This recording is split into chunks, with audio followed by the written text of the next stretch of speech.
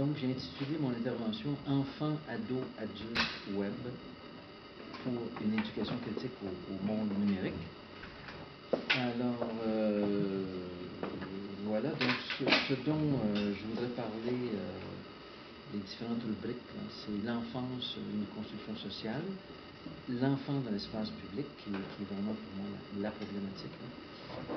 Le numérique, menace, panique morale, le numérique, une opportunité, l'appropriation des outils numériques, reconfiguration du cadrage de ces débats et problématiques autour de l'enfant dans Internet, et terminer sur éducation critique au monde numérique. Donc, c'est une série de rubriques. Alors, je dis tout de suite que l'intérêt que j'ai développé pour ces thématiques, en fait, me vient d'une invitation que j'avais eue il y a un an d'intervenir dans un colloque qui a eu lieu il y a un mois sur enfants numériques. Non, enfants mutants. C'était enfants mutants. Et donc, c'est pour me préparer finalement à cette intervention que j'ai faite donc il y a un mois, que j'ai commencé à fouiller cette question, et j'avoue que ça m'intéresse de plus en plus. Je me dis, peut-être je viens de lever quelque chose qui va me faire carburer pour les prochaines années. Alors, quand j'ai fouillé l'étymologie du mot enfant, j'ai été surpris de voir, enfin, peut-être que pour plusieurs d'entre vous ça va de soi, mais pour moi ça n'allait pas de soi que dans l'étymologie du mot enfant, il y a qui ne parle pas. Bon, bien sûr, alors c'est ça sur quoi je veux insister ici, donc l'idée de l'enfant qui ne parle pas. Alors, je veux jouer un petit peu sur l'ambivalence, dans le fond, c'est-à-dire que l'enfant ne parle pas, bien sûr, au début, il ne parle pas, il apprend à parler, il se met à parler avant 2 ans, je pense bien. Et donc, je veux jouer sur l'ambivalence du mot parler, parce que parler, ça signifie aussi parole au sens politique. Et j'ai trouvé ici une citation de Rancière qui fait référence à Aristote. Il dit: le citoyen, dit Aristote, est celui qui a part au fait de gouverner et d'être gouverné. Mais une autre forme de partage précède cet avoir part, celui qui détermine ceux qui y ont part. L'animal parlant, dit Aristote, est un animal politique. Mais l'esclave, s'il comprend le langage, ne le possède pas. Donc, je voulais simplement ici insister sur la parole, donc la parole politique. Donc, alors toute cette idée de prise de parole. Alors, en fait, ce qui va traverser le sous-texte, si vous voulez, de mon intervention, ça va être en fait de me questionner sur la parole de l'enfant, la parole des jeunes, et bien sûr la parole au sens citoyen, davantage qu'au sens strictement biologique. Donc je dirais que les questions qui m'intéressent et auxquelles je ne vais pas nécessairement répondre directement, mais si vous voulez, c'est des questions transversales sur lesquelles on pourrait revenir. Donc, première question, l'expression des jeunes sur le web ne serait-elle qu'essentiellement privée? Parce que c'est, si vous voulez, d'associer enfants ou ados et espace public, ça peut poser problème. Donc, c'est une question. Surtout, je pense à la formulation que j'aime beaucoup de Dominique Cardon, lorsqu'il dit, dans le fond, dans l'univers du web, on est face à l'émergence de quelque chose qu'il appelle le parler privé-public. Donc, cette espèce d'enchevêtrement entre le privé et le public, où à un moment donné, on est dans un environnement a priori privé, et tout à coup émerge finalement une parole citoyenne dans ce contexte, donc une parole publique. Et je me souviens d'avoir participé à un colloque au Maroc il n'y a pas si longtemps, où une chercheuse marocaine, non, ou algérienne, une chercheuse algérienne en fait, qui avait étudié des blogs, tout ça, faisait état de ça, de sa surprise de voir, elle observait une conversation strictement privée, et tout à coup, attendu évidemment le contexte, il y avait émergence d'une parole publique, il y avait émergence d'une conscience sociale, tout à coup, dans l'enchevêtrement des conversations privées, et ça pouvait entraîner des gestes. J'aime bien cette idée de l'étincelle qui nous fait sortir finalement de juste du strict univers Internet et qui nous amène dans la rue. Et là, dans le cas dans le fond, de l'Algérie, enfin moi, c'est exactement le sujet de Minjiao en Chine. C'est exactement ce processus-là, de passage de la conversation au débat public. Donc, deuxième question, les jeunes disposeraient-ils aujourd'hui de moyens pour accéder à une prise de parole dans l'espace public? Donc, c'est évidemment, on fait référence à tous ces moyens numériques. Et dans quelles conditions les adultes pourraient-ils reconnaître comme légitime cette parole publique des jeunes? Et donc là, on a affaire je dirais, à une autre catégorie de questions qui est celle de la légitimité de la parole des jeunes.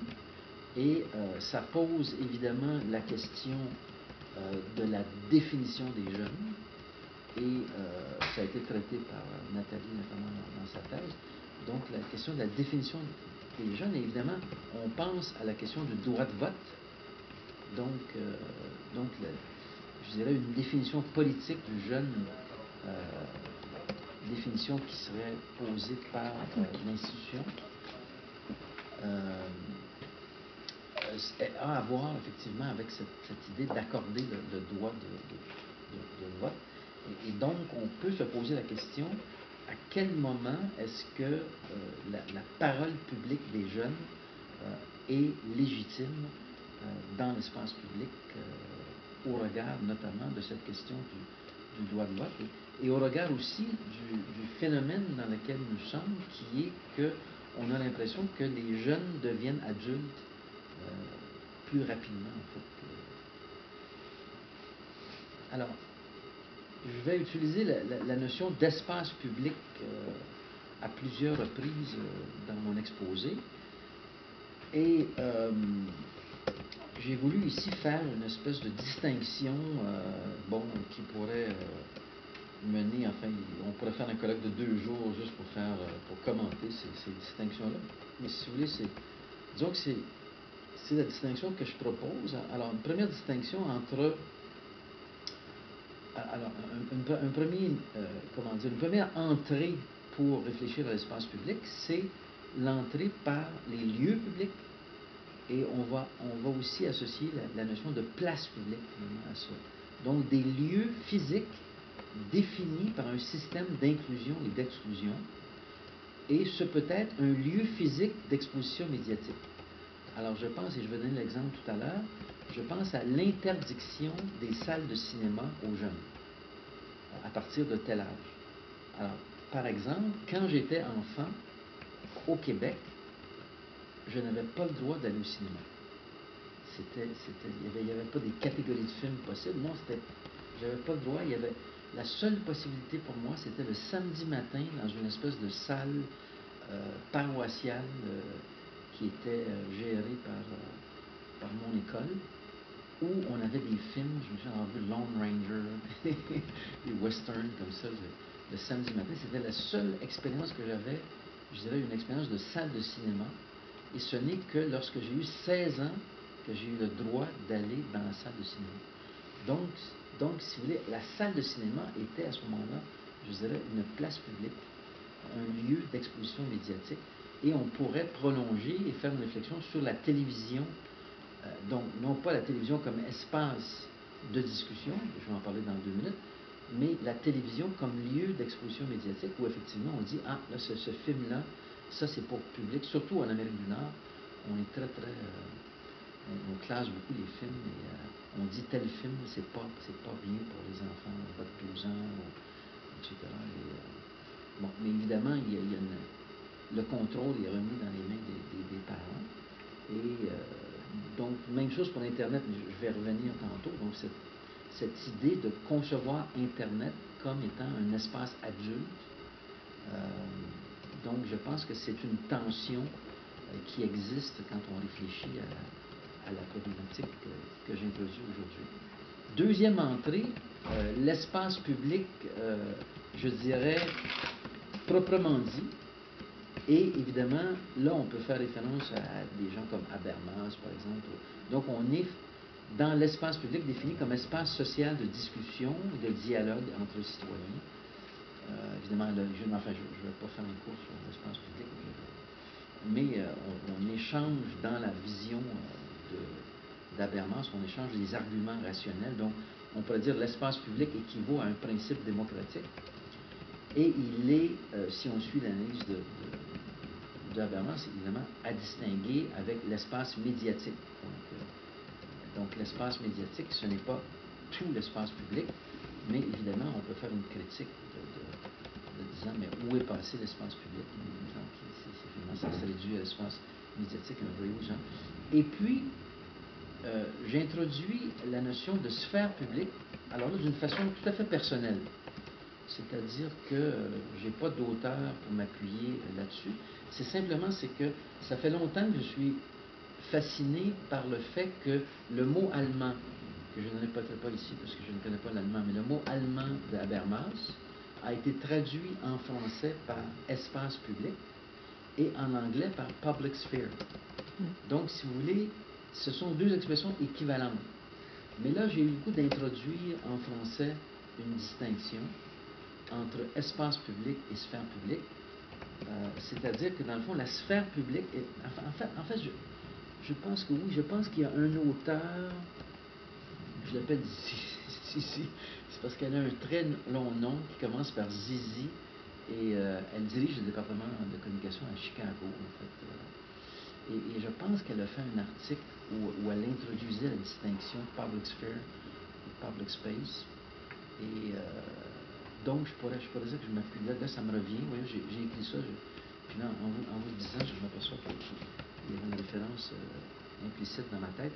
C'est-à-dire une sphère de discussion publique dans la même chose que l'espace public, mais débouchant sur un agir politique. Donc, ça serait donc, il y aurait une nuance. La sphère publique, ça serait un petit peu plus fort, si vous voulez, que l'espace public, dans le sens où il y aurait vraiment on serait entraîné dans l'agir politique, finalement. Donc, ce qui se discuterait aurait finalement une pragmatique politique. Alors, face à cette question qui est à l'ordre du jour pour moi, avec vous, je dirais que je suis partagé entre un constat réaliste pessimiste et la promesse. Dans le fond, la promesse que nous fait miroiter finalement toute cette problématique du numérique. Alors, Louise va peut-être reconnaître ici quelques mots-clés de ma présentation de 7. Disons que j'ai résumé ça ici en cette diapo-là. C'est-à-dire, dans le fond, bien sûr, justement, lorsque j'ai fait cet exposé à 7,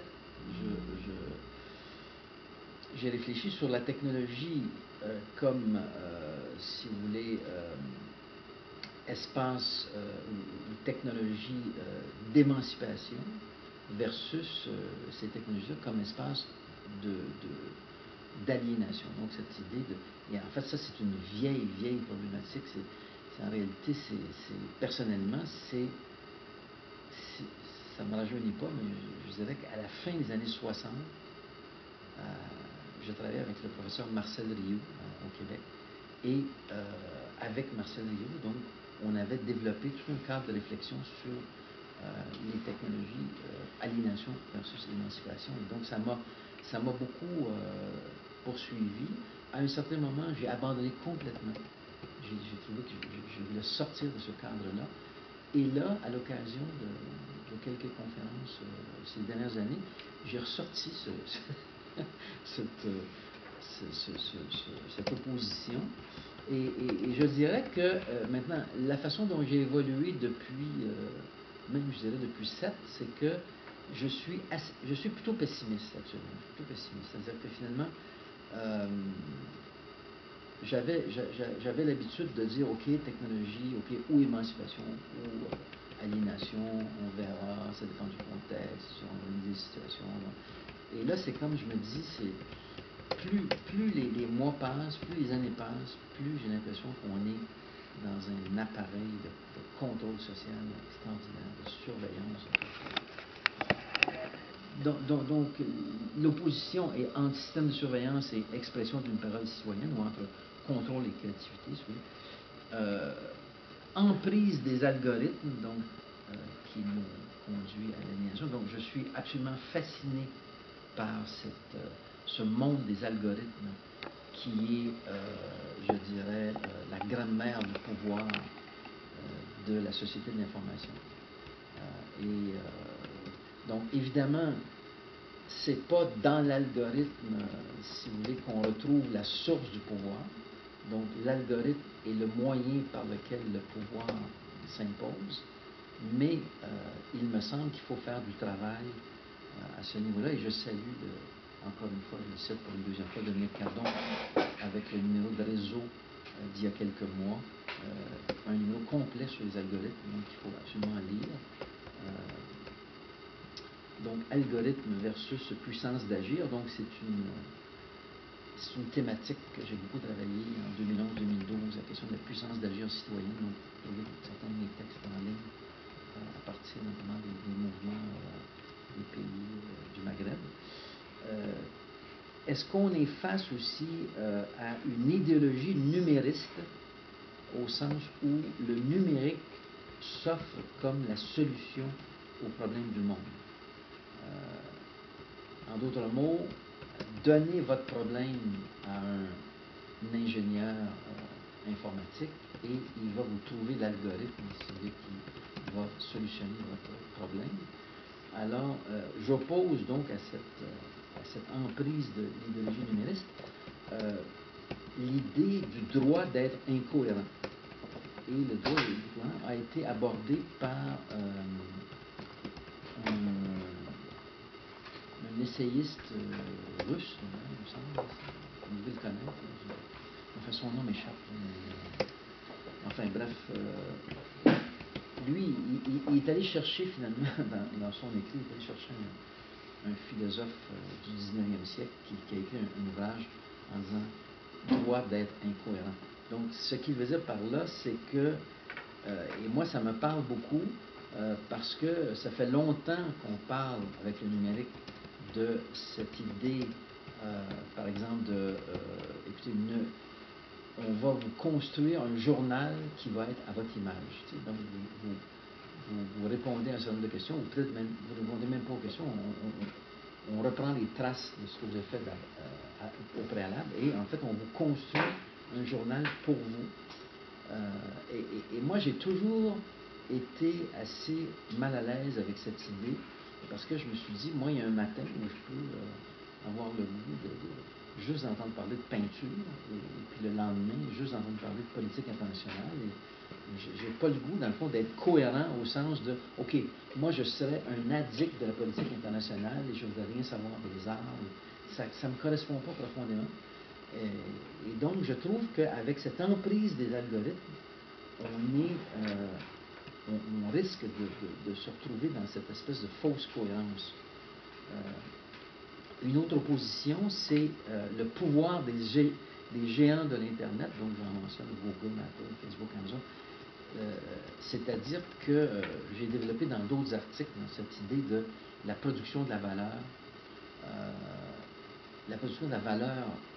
économique, qui est basée sur la captation des traces. De toute façon, il semble que l'axe 4 complètement là-dessus. Enfin, il y a autre chose, bien sûr, mais donc cette idée de, si on capte les traces des petits, et c'est avec ça que les géants se font, finalement, produisent une plus-value. C'est un phénomène assez extraordinaire de ce que j'appelle le capitalisme informationnel, ou dans d'autres textes, j'appelle le capitalisme communicationnel.